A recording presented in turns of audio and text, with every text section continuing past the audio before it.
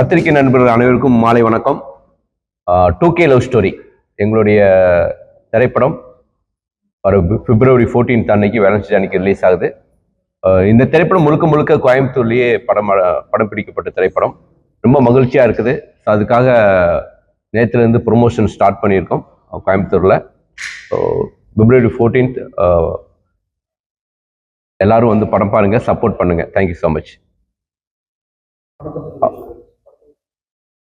இந்த திரைப்படம் வந்து 2K லவ் ஸ்டோரி. இந்த திரைப்படம் 2K கிட்ஸ், இந்த ஜென்ரேஷனில் இருக்கக்கூடிய பசங்களுடைய லைஃப்.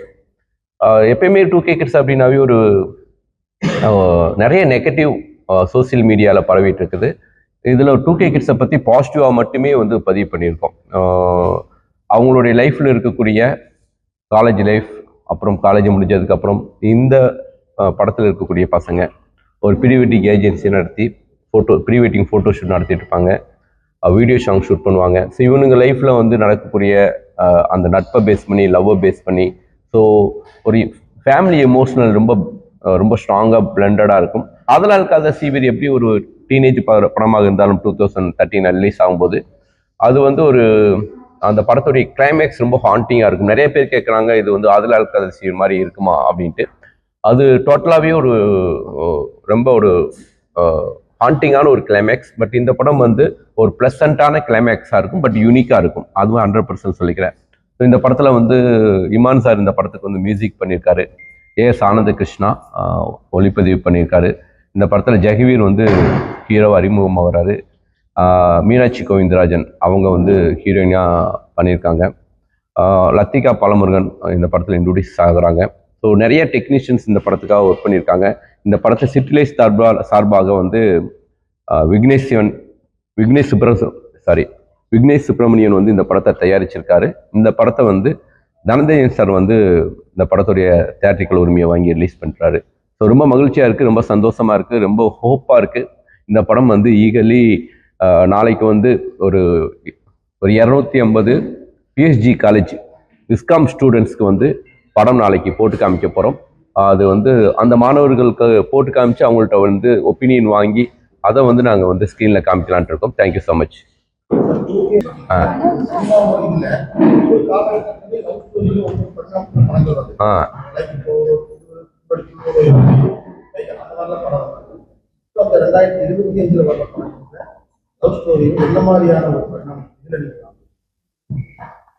டூகே லவ் ஸ்டோரியை பொறுத்த வரைக்கும் இந்த காலத்து பசங்களுடைய காதல் தானே. ஒவ்வொரு காலகட்டத்திலும் அந்த பசங்களுடைய லவ், அவங்களுடைய மெச்சூரிட்டி, அவங்க ஹேண்டில் பண்ற விதம் எல்லாமே மாறுபட்டுட்டே இருக்கும். இந்த ஜென்ரேஷன் பசங்க நட்பை எப்படி ஹேண்டில் பண்றாங்க, லவ் எப்படி ஹேண்டில் பண்றாங்க, ஃபேமிலி எப்படி ஹேண்டில் பண்றாங்கிறத இதுல பதிவு பண்ணியிருக்கோம். ஸோ கண்டிப்பா வந்து கொஞ்சம் யூனிக்கா இருக்கும். இந்த படம் முழுக்க முழுக்க 2K கிட்ஸுக்கான படம் கிடையாது. 2K கிட்ஸோடைய பேரண்ட்ஸ்க்கான திரைப்படம் இது. ஸோ அதுக்கு அவங்களுக்கான ஒரு மெசேஜ் தான் இந்த படத்துல சொல்லியிருக்கேன். கண்டிப்பா எல்லாருக்கும் பிடிக்கும். ஆனா கொஞ்சம் சத்தம்னே. Breakup easy ஆயிடுச்சுங்களா? மெச்சூரிட்டியா இருக்காங்க. என்னன்னா பிரேக்கப்புங்கிறது வந்து என்னன்னா, ஃபர்ஸ்ட்லாம் வந்து ஒரு பையன் ப்ரொப்போஸ் பண்றதுக்கு முன்னாடி ஒரு மூணு வருஷம் ஆகும். அந்த பையன் ப்ரொப்போஸ் பண்றதுக்கு முன்னாடி பார்த்துட்டே இருப்போம். அந்த 3 வருஷத்துல இந்த பொண்ணை பத்தி எல்லா டீட்டெயிலும் அவனுக்கு தெரிஞ்சிடும். அந்த பையனை பத்தி அந்த பொண்ணுக்கு எல்லா டீட்டெயிலும் தெரிஞ்சிடும். இப்ப அப்படி கிடையாது. ஸோ ஃபர்ஸ்ட் பழக ஆரம்பிக்கிற 1 மாசத்துலயே அவங்களுக்கான இந்த வேவ்லென்த் செட் ஆகலைங்கும் போது ஜெனுவனா பிரேக்கப் சொல்லிக்கிறாங்க. ஸோ அது வந்து கரெக்டான விஷயம் தான் எனக்கு தோணுது. பிரேக்கப்புங்கிற வார்த்தை வந்து ரொம்ப ஹார்டா தெரியலாம். பட் இந்த ஜென்ரேஷன் பெண்கள் வந்து ரொம்ப வந்து நான் வந்து ப்ரௌடா நினைக்கிறேன். ரொம்ப வந்து தைரியமா இருக்கிறாங்க. அவங்க வந்து பேசுறாங்க. முதல்ல அது அவங்கள வந்து வரவேற்கணும். அவங்கள மறுபடியும் பின்னாடியே தள்ளி கொண்டு போக கூடாதுன்னு நான் சொல்றேன்.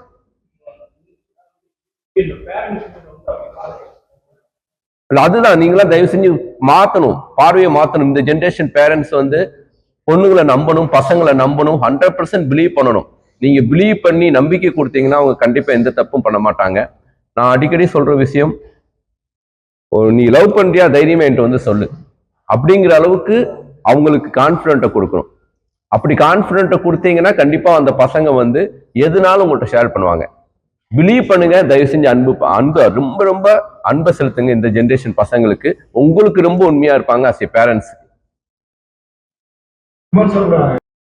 ஒரு படமா இருக்கும். நிச்சயமா வந்து இமான் சாரும் நானும் சேர்ந்து பண்ற ஃபர்ஸ்ட் சிட்டி லவ் ஸ்டோரி. கண்டிப்பா இந்த படம் வந்து ரொம்ப ரொம்ப மியூசிக்கலாவும் மூவியாவும் ரொம்ப ஃப்ரெஷ்ஷா இருக்கும். இமான் சார்ட்ட கேளுங்க.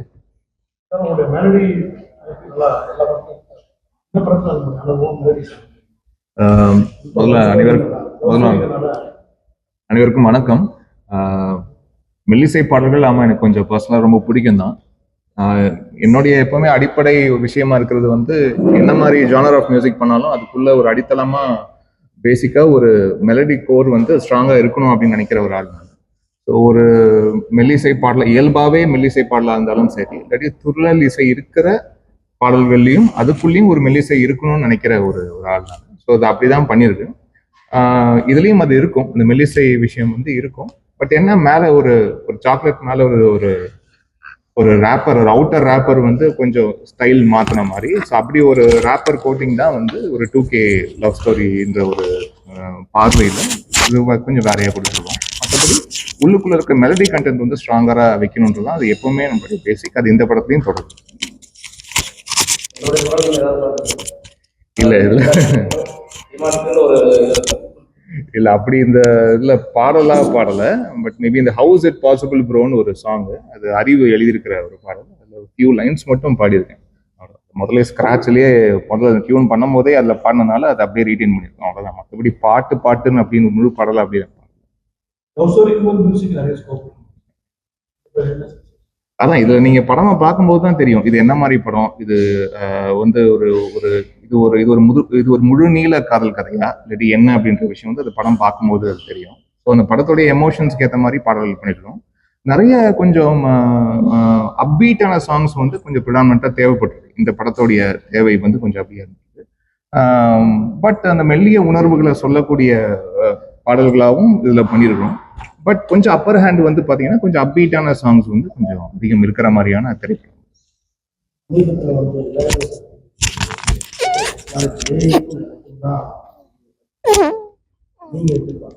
இல்ல அவரு சொன்ன விஷயம் நான் ரொம்ப ஒரு பாசிட்டிவா தான் பாக்குறேன். இல்ல அதுதான் இதே கேள்வி வேற இன்னொரு நேர்காணலையும் கேட்டாங்க. அப்போ நான் சொன்ன பதில் வந்து அது பேர்லயே ஏஐன்னு இருக்கு. ஸோ அது ஏஐ வந்து ஆர்டிஃபிஷியல் இன்டெலிஜென்ஸ் தான். ஸோ அங்கேயே ஒரு ஆர்டிஃபிஷியல்னு ஒரு வார்த்தை வந்து இருக்கு. ஸோ என்னன்னாலும் ஒரு மனிதனுடைய மூளையணி என்னதான் அவங்களுடைய அல்காரிதம்ஸ் வந்து நீங்க ஸ்கேன் பண்ணி பண்ணாலும் அது ஒவ்வொரு நிகழ்வுக்கு அந்த நேரத்தோடைய அவுட்புட்னு ஒன்று இருக்கு இல்லையா. இப்போ வந்து சயின்ஸ்ல சொல்லுவாங்க ரெஸ்பாண்ட் டு ஸ்டிமுலஸ்ன்னு சொல்லுவாங்க. ஒரு விஷயம் வந்து ஒரு அந்த மாதிரி இருக்கிற நம்ம இந்த பிளான்ஸ்லாம் இருக்கு, தொட்டாச்சி நீங்கி பிளான்ட்லாம் இருக்கு. அது வந்து தொடும் போது இருக்கிற அதோடைய உணர்வுன்னு ஒன்று இருக்கு இல்லையா. ஸோ அதே மாதிரி தான் இசையும். ஒவ்வொரு சூழலும் அந்த சூழலுக்கு ஏற்ற அந்த கால நிலைக்கு அந்த வெப்பநிலைக்கு நம்ம செய்யக்கூடிய ஒரு செயல் இருக்கு இல்லையா, அதுதான் வந்து பாடலா உருவமாகுது. ஸோ இசைஞானி அவர்களே எத்தனை பாடல்கள் அவர் வந்து முன்னாடி போட்டிருந்தாலும் இன்னைக்கு டேட்ல போய் ஒரு சாங் சுச்சுவேஷன் சொன்னா இன்னைக்கோட அவுட்புட்னு ஒன்று வரும். ஸோ அது வந்து என்னதான் நீங்க ஒரு ஹியூமன் பிரெயினோட அல்காரிதம் வந்து நீங்க ஸ்டடி பண்ணி அதை ஸ்கேன் பண்ணி இது இன்னொருடைய அவுட்புட் இப்படிதான் இருக்கும் இப்படிதான் வரும் அப்படின்னு மாதிரி பண்ணாலுமே அது அந்த நேரத்துல அவங்க வந்து எடுக்கக்கூடிய ஒரு முடிவுகளோ எடுக்கக்கூடிய ஒரு டியூன் அவுட்புட்டா அது வந்து இருக்காதுன்றதுதான் அதுதான் நிஜம். ஏன்னா இயல்புன்றது இயல்புன்னு ஒன்று இருக்கு இல்லையா, அது ஆர்டிஃபிஷியல் தானே என்ன இருந்தாலும்.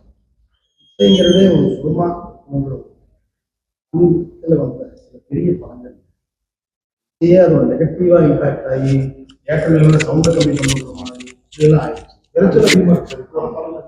ஒரு படம் இல்லை, மெலடி சாங் வர ரொம்ப டெக்னாலஜி பேஸ்ட் என்ன கேட்டா இல்ல நீங்க சொல்ற திரைப்படம் என்ன திரைப்படம் எனக்கு தெரியுது. பட் அந்த திரைப்படம் பொறுத்த வரைக்கும் பாத்தீங்கன்னா நான் பார்த்ததுனால சொல்றேன். அந்த திரைப்படம் நானும் பார்த்திருக்கேன். எனக்கு தெரிஞ்சு அது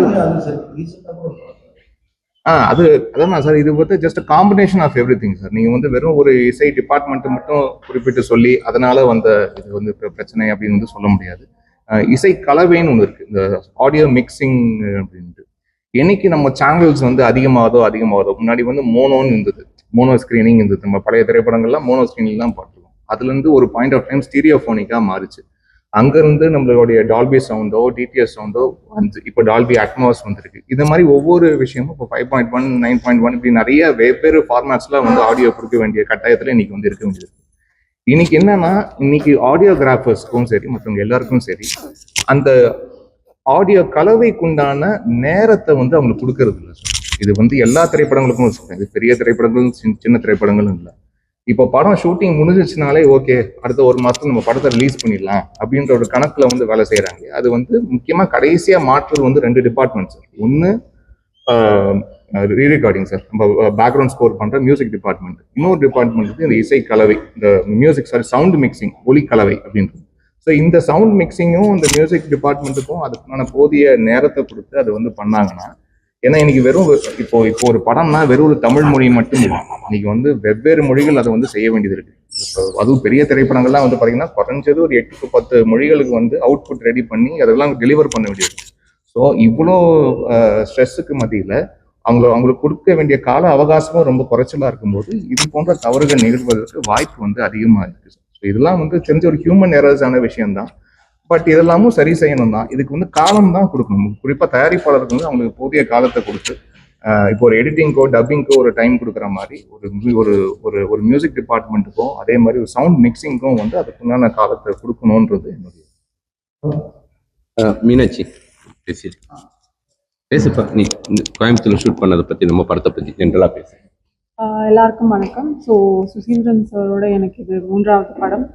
இந்த படம் முழுக்க ஒரு 35 நாளுக்குள்ள ஃபுல்லாகவே கோயம்புத்தூரில் எடுத்து முடித்த படம். அண்ட் கோயம்புத்தூரை வந்து நீங்கள் ஒரு டிஃப்ரெண்ட் கலரில் பார்ப்பீங்க. இந்த படம் டிஓபி ஆனந்த் ரொம்ப நல்லா பண்ணியிருக்காங்க. And Imman sir and Susi சாரோட காம்பினேஷன் நம்ம எல்லாருமே கேட்டிருப்போம். It's always the best. இதில் வந்து from the visual to sounding எல்லாமே ரொம்ப ஃப்ரெஷ்ஷாக ப்ரீஸியாக இருக்கும். Feb 14th அன்னைக்கு வேலண்டைன்ஸ் டே அன்னைக்கு எங்கள் படம் ரிலீஸ் ஆகுது. It's a perfect film to watch. So எல்லாரும் படத்தை பாருங்க, உங்க சப்போர்ட் கொடுங்க. தேங்க்யூ. எல்லாருக்கும் வணக்கம். என் பேர் ஜெகவீர். இதான் எனக்கு முதல் திரைப்படம் லான்ச் ஆகிறேன். சுசீந்திரன் சாருமே சரி, இமான் சாருமே சரி, வெரி எக்ஸ்பீரியன்ஸ் கேம்பெயினர் அந்த ஓன் ஸ்கில்ஸ். அவங்க மூலியமாக லான்ச் ஆகிறது ரொம்ப சந்தோஷமாக இருக்கிறேன். அதேமாரி லக்கியாகவும் ஃபீல் பண்ணுறேன். இந்த படம் முழுக்க மினேஷ் மேம் சொன்ன மாதிரி கோயம்புத்தூரில் ஷூட் பண்ணது. நீங்கள் கோயம்புத்தூர்னு பார்க்க முடியாத அளவுக்கு ரொம்ப கலர்ஃபுல்லாக காமிச்சிருக்கிறோம். இங்கே நடிச்சிருக்கிற நிறைய பேருமே கோயம்புத்தூர்ல வந்து லான்ச் ஆகிருக்கிறோம். அதனால இது நம்ம ஊர் படம். நானும் இந்த ஊர் தான், சாய்பாபா கம்பெனி தான் இருக்கிறேன். ஸோ பார்த்து சப்போர்ட் பண்ணுங்கள், என்ஜாய் பண்ணுங்கள். இந்த வேலண்டைன்ஸ் டேக்கு அது கண்டிப்பாக ரிலீஸ் ஆகுது. கரெக்டான படம் வேலண்டைன்ஸ் டேக்குன்னு 2K கிட்ஸை பாசிட்டிவாக காமிச்சிருக்கிறோம். இந்த இது இங்கே நடிச்சிருக்கவங்க எல்லாரும் பாசிட்டிவாக இருக்கிற மாதிரி படமும் வந்து பாசிட்டிவாக வந்துருக்குது. பார்த்து சப்போர்ட் பண்ணி என்ஜாய் பண்ணுங்கள். ரொம்ப நல்லா இருக்கும். தேங்க்யூ. தேங்க்யூ ஸோ மச்ண்ணே. போலாமா?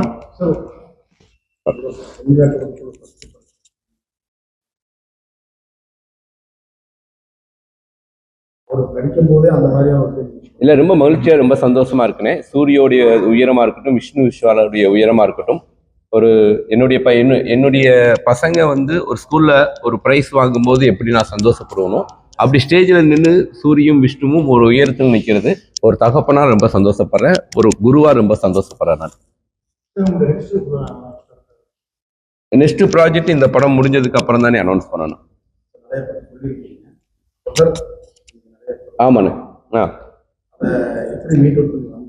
அது இல்லைண்ணே, இல்லை எவ்ரிதிங் இல்லை, எல்லா லைஃப்லையுமே அது நடந்திருக்கும். ஓகேங்களா? எல்லா லைஃப்லையும், எல்லா டைரக்டர் லைஃப்லையும் நடந்திருக்கும், என் லைஃப்லையும் நடந்திருக்கு. அதை நான் புரிஞ்சுக்கிட்டு அதை நான் கம்பேக் வந்திருக்கேன். நிச்சயமா இந்த திரைப்படம் மிகப்பெரிய வெற்றி பெறும். இந்த படம் பாருங்க, ஒரு பிளசண்டா பிகினிங்லேருந்து எண்டு வரைக்கும் ஃபன் இருந்துகிட்டே இருக்கும். ரொம்ப பிளசண்டா இருக்கும், ரொம்ப ப்ரீஸியான படமா இருக்கும். இல்லைண்ணே, எல்லாம் படம் ரிலீஸ் ஆகட்டும்னே எல்லாமே நடக்கும்.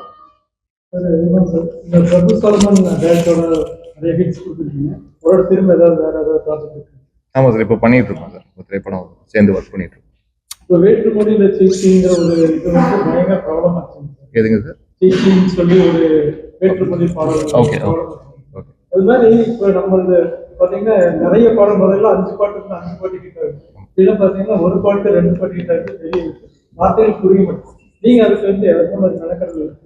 இன்னைக்கு பொதுவாகவே திரைப்படங்கள்ல பாடல்களுடைய எண்ணிக்கைன்றதே கொஞ்சம் குறைவாயிடுச்சு சார். அதுவும் ஒரு பக்கம் சொல்லி ஆகணும். ஏன்னா இன்னைக்கு வந்து கட் பண்ணா சாங்கு வேற ஒரு எக்ஸாட்டிக் லொகேஷன்ல போய் ஒரு சாங் ஷூட் பண்றோம் அப்படின்னு ஆல்ரெடி ஒரு செட் சாங் எடுக்கிறதுக்கோ அந்த மாதிரி எடுத்து ஒரு சினிமாக்குள்ள நீங்க புகுத்துறதே வந்து ரொம்ப ஒரு கேள்வியா இருக்கு. ரொம்ப கதையோட்டத்துக்கு ஒட்டி இருக்கிற பாடல்கள் மட்டும்தான் வெறும் பாடல்களாவே வைக்க முடியும் திரைப்படங்கள். இதெல்லாம் ஒரு பக்கம்.